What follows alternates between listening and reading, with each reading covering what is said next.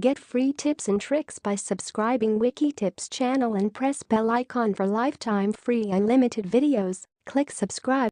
Do you know that Apple has launched its new iPad today? Yes, you heard me right. Apple today updated its most popular iPad with support for Apple Pencil Plus, even greater performance. Before we continue, like this video and click subscribe for more such latest news. Apple previously lowered the price of its 9.7-inch iPad last year, with the base model starting at $329, but today it's going a step further for students.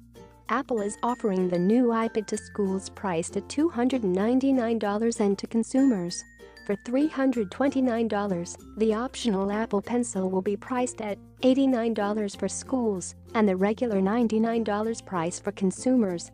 This is obviously not the $259 budget iPad pricing that was rumored, but it does make it a little more affordable to students and teachers. The new 9.7-inch iPad and Apple Pencil give users the ability to be even more creative and productive, from sketching ideas and jotting down handwritten notes to marking up screenshots.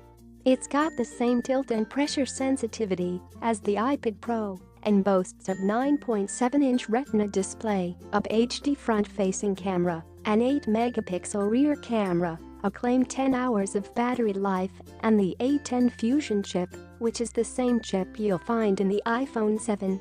Apple says it makes the iPad more powerful than most PC laptops.